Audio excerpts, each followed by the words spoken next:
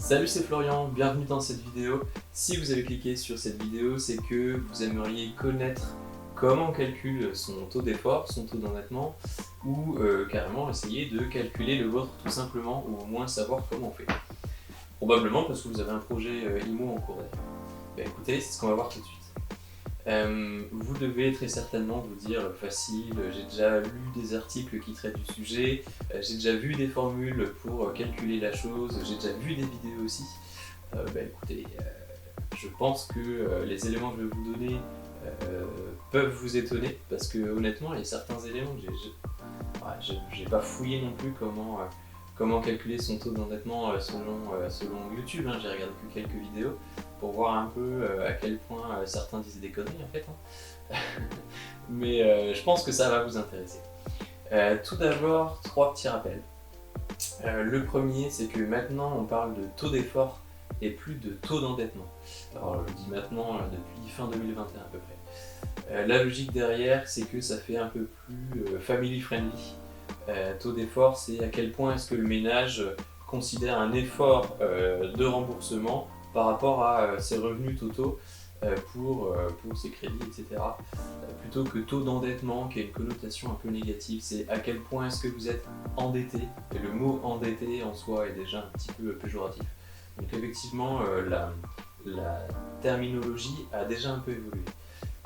Deuxième rappel, maintenant le taux d'effort, taux d'endettement si vous préférez, mais au moins vous devez savoir que ce sont les deux mêmes termes, est à 35%, c'est le plafond, la barrière dont on parle depuis des générations, et non plus 33%. Ensuite, le troisième rappel, c'est l'utilité de ce taux d'effort. Pourquoi est-ce qu'on le calcule? Pourquoi est-ce que la banque s'en soucie? Pourquoi est-ce que vous devez vous le calculer en amont ou vous en préoccuper?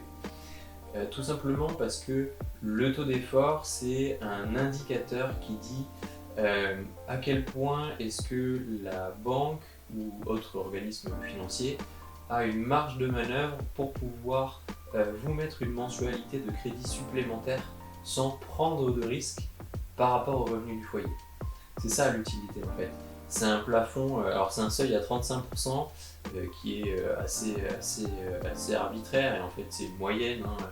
On se dit qu'au-delà ça commence à devenir un risque quand même de surendettement ou de pas arriver à rembourser des mensualités, etc. Et en dessous, ça peut encore rentrer dans les finances du foyer sans prendre trop de risques. Voilà pourquoi est-ce que les organismes financiers s'en soucient. C'est fini pour les rappels, maintenant la base c'est évidemment la répartition entre les revenus mensuels du foyer que l'on peut prendre en compte et les charges qu'il y a sur le foyer, les charges mensuelles que l'on doit prendre en compte.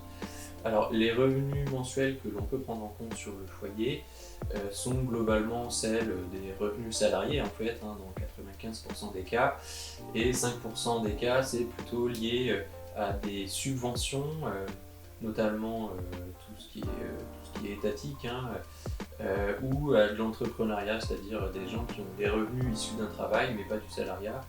Ils sont entrepreneurs, que ce soit chef d'entreprise ou micro-entrepreneur. Ça représente vraiment la majorité des personnes.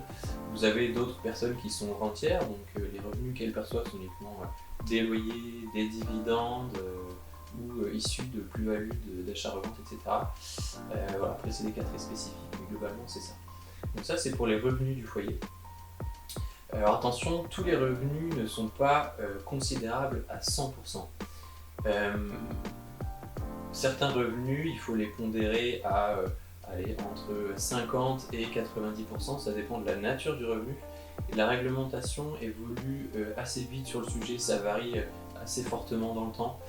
Quelque chose qui pouvait être pondéré à 70% une année peut être pondéré à 90% 2 ans après. Typiquement les loyers, hein, ça change du tout au tout si on considère 70% de vos revenus locatifs plutôt que 90% en fait. Donc voilà, par rapport à votre taux d'effort, ça peut tout changer. Les charges, ce sont principalement celles dues aux mensualités de crédit, tout type de crédit confondu et toute banque confondue qu'il y a sur le foyer en fait, hein. Globalement c'est ça, ça peut aussi être ajouté par rapport aux charges que fixes que vous avez, des pensions alimentaires, des charges de copro fixes aussi, ça dépend des organismes financiers. Voilà. Le taux d'effort, c'est la balance entre vos revenus et vos charges, qui sont à peu près fixes.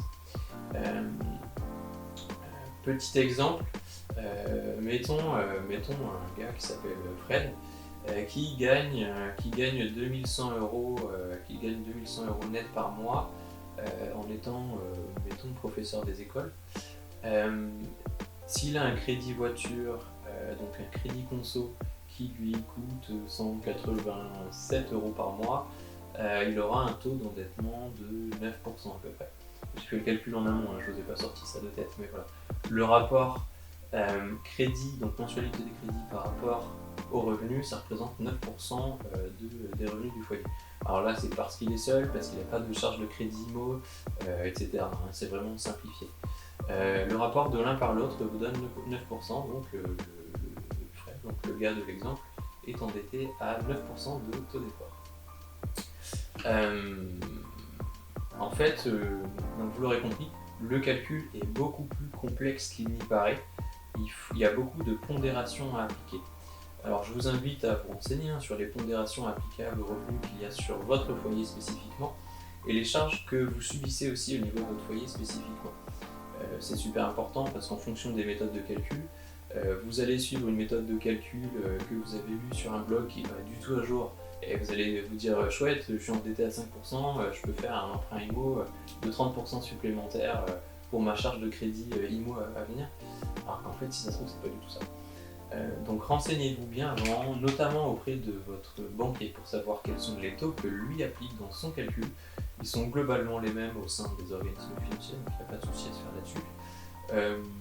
Dans ma formation sur l'IMO, je les mets systématiquement à jour parce que c'est super important pour être pertinent dans l'accompagnement que je vous propose.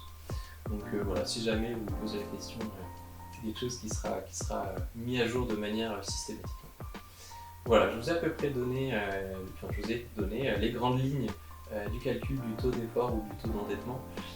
Maintenant, c'est à vous de faire des essais et je vous invite à me laisser des questions en commentaire si vous en avez par rapport à votre situation très précise, etc. Ne me demandez pas de faire votre calcul à la place, mais je peux vous donner un conseil sur, par exemple, est-ce qu'il y aurait des pondérations appliquées sur tel type de revenu que vous avez qui est un peu particulier. Si tu as envie d'aller plus loin et d'obtenir le meilleur prêt immobilier pour ton projet, alors je t'offre 1 heure de contenu à ma formation, votre meilleur prêt immobilier en 3 heures. Je te mets le lien dans la description, je te dis à tout de suite dans mes vidéos. Ciao!